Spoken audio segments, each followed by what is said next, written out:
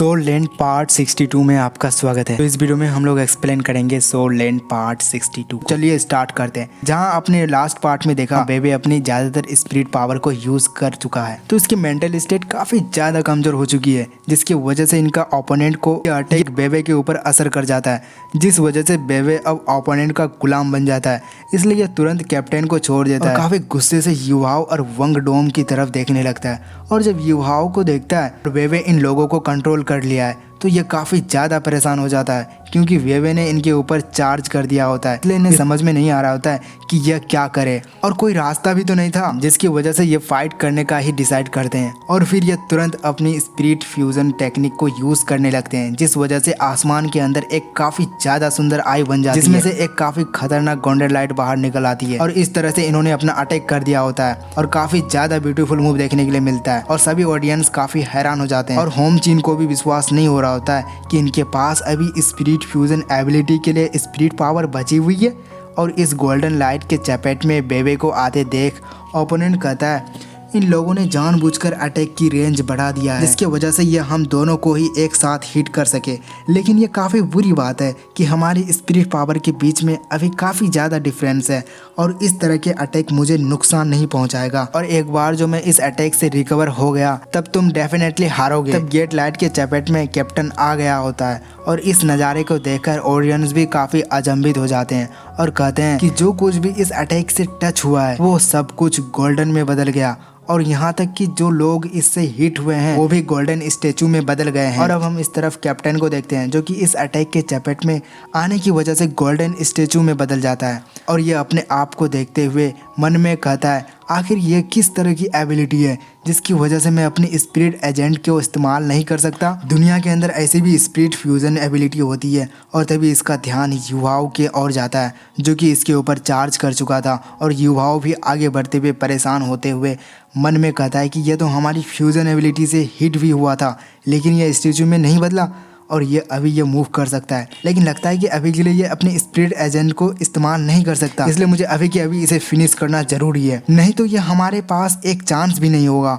इसके खिलाफ लड़ने के लिए। और तभी युहाओ डार्क नाइफ कैप्टन के ऊपर अटैक कर देता है, लेकिन कैप्टन का ऑरा इस डार्क नाइफ को ब्लॉक कर लेता है, और कैप्टन मन में कहने लगता है कि इन लोगों ने मुझे कुछ ज्यादा ही अंडर एस्टिमेट कर दिया है। यहाँ तक कि अगर मैं अभी भी अपने स्पिरिट एजेंट को इस्तेमाल भी नहीं कर सकता हूँ, लेकिन तब भी मैं इन्हें सिर्फ अपनी स्पिरिट पावर की दम से निपटा सकता हूँ। और तब युवाओं देखता है इसके हिडन वेपन कैप्टन के सामने यूजलेस है, तो ये कैप्टन के ऊपर आइस एम्परर जेट के अटैक कर देता है। लेकिन कैप्टन भी एक गोल्डन शील्ड बनाकर युवाओं को अटैक को ब्लॉक कर देता है। ये युवाओं की इस अटैक को ब्लॉक करते हुए कहता है कि हार मान लो, तुम मेरे खिलाफ कुछ भी नहीं कर सकते हो। और इस तरफ युवाओं अपना पूरा जोर लगा रहा हो, और परेशान होते हुए मन में कहता है, मैं क्या करूं, इसके डिफेंस को तोड़ नहीं सकता, और अब मुझ में ज़्यादा स्पिरिट पावर नहीं बची है, और अब मुझे समझ में नहीं आ रहा कि मुझे क्या करना चाहिए। और अब इस तरफ हम रोलू को हैरान होते हुए देखते हैं। काफ़ी बुरा है कि उनकी स्पिरिट पावर के बीच में इतना ज़्यादा अंतर है, और तब हॉचिंग कहता है वो किसी भी तरह से नहीं जीत सकते, और अगर वो फोर्सफुली इसके खिलाफ जाने की कोशिश करता है तो वो मारा जाएगा। इस चीज़ को देखकर टीचर अपने सर के बालों को पकड़ लेता है, और मन में कहता है स्पिरिट पावर में इतना ज़्यादा अंतर होता है कि जिसकी वजह से ये लोग इन्हें हरा नहीं सकते, और लगता है कि हम इतने दूर आने के बावजूद भी अब नहीं जीत पाएंगे। और इस तरफ युवाओं अपने आप को संभालते हुए कहता है, इस जीत के लिए हम सभी ने अपनी जान को खतरे में डाला है, और अब हम सभी को स्टेप बाय स्टेप काफ़ी मेहनत करके आगे बढ़ा है, इसलिए हम हार नहीं मान सकते, फिर चाहे कुछ भी क्यों ना हो। और फिर यह कहता है, आइस एम्परर प्लीज मेरी मदद करिए। आइस एम्परर स्काई ड्रीम से एटीट्यूड के साथ कहती है, मुझ पर छोड़ दो। आइस एम्परर युवाओं की बॉडी को अपने कंट्रोल में ले लेती है, और कहती है, मामूली से स्पिरिट किंग की इतनी हिम्मत, वो मेरे मास्टर को नुकसान पहुंचा सके, आखिर इसकी इतनी हिम्मत कैसे हुई।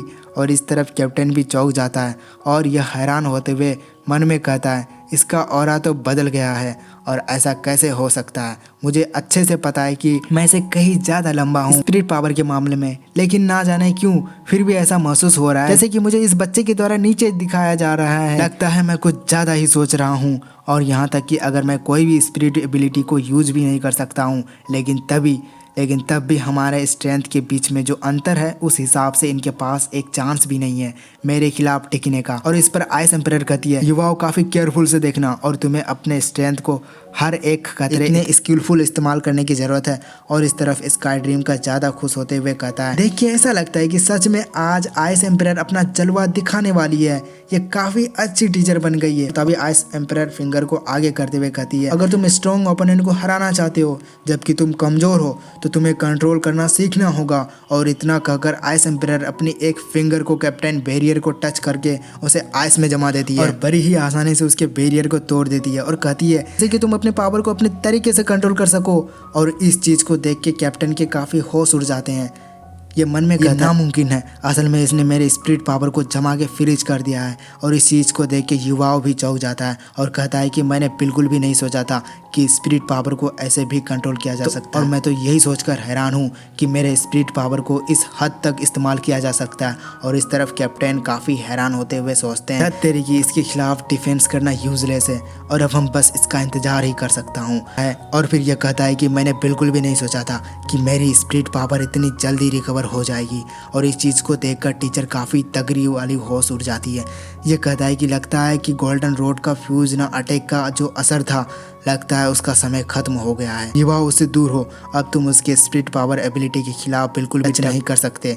और तभी हम कैप्टन को देखते हैं जो कि अपने पावर का इस्तेमाल करते हुए एक पंच कर रहा होता है और मन में कहता है कि एक पंच भी काफ़ी ज़्यादा हो जाएगा इस बच्चे को ख़त्म करने के लिए। और इस तरफ माँ रोलो भी काफ़ी हैरान होती है और ये कहता है ये पंच डिसाइड करेगा कि इनमें विनर कौन है। और फिर हम बैटल ग्राउंड का सीन देखते हैं जहाँ पर कैप्टन और युवाओं एक दूसरे के काफ़ी करीब आ गए होते हैं। और ऐसा होता देख वंग डोंग चिल्लाते हुए युवाओं को केयरफुल रहने के लिए कहता है। और इस तरफ आइस एम्परर आगे बढ़ती है और कहती है, तुम्हारी फाइट पैक करने की इतनी हिम्मत कैसे हुई? वैसे तो मुझे इतनी स्पिरिट पावर नहीं बची कि जैसे कि मैं इसका इस्तेमाल कर सकूं, लेकिन तुम जैसे एक मामूली कीड़े के खिलाफ इतने तो काफ़ी है। इसके बाद ice emperor 4 years old soul ring को सेकेंड सोल स्किल एबिलिटी को यूज़ करती है। और इस तरफ कैप्टन काफ़ी हैरान होता है और कहता है कि आखिर इसमें से इतना खतरनाक प्रेशर कैसे आ सकता है। और तभी आइस एम्परर अपनी सेकेंड सोल एबिलिटी का इस्तेमाल करती है जिस वजह से इसकी चेस्ट वापस से ग्रीन कलर में ग्लो करने लगता है और इसमें से वापस से काफ़ी ज़्यादा ग्रीन एनर्जी बाहर निकलती है, जिसे देखकर सभी की काफ़ी तगड़ी वाली होश उड़ जाती है।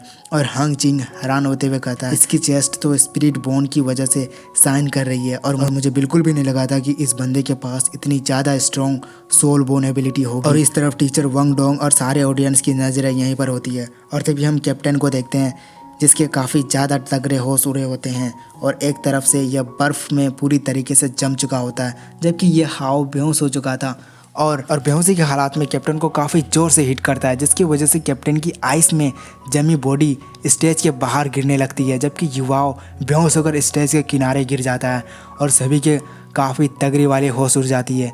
जब वो लोग कैप्टन को रिंग से आउट होते हुए देखते हैं तो टीचर चिल्लाते हुए कहती है कि इसने कर दिखाया। अभी अनाउंस होता है कि कैप्टन रिंग से आउट होने की वजह से इस मैच से एलिमिनेट हो गया है। इस अनाउंसमेंट को सुनकर सभी लोग काफ़ी ज़्यादा चौंक जाते हैं और कहते हैं कि बिल्कुल नहीं, ऐसा कैसे हो सकता है। वो एक लेवल 58 का स्पिरिट किंग था और युवाओं ने तो सिर्फ अपने एक ही हिट में कैप्टन को रिंग से बाहर कर दिया। इधर टीचर की आंखें भी खुशी के आंसू आ जाते हैं। तो दोस्तों इसी के साथ इस एपिसोड का यहीं पे एंडिंग होता है।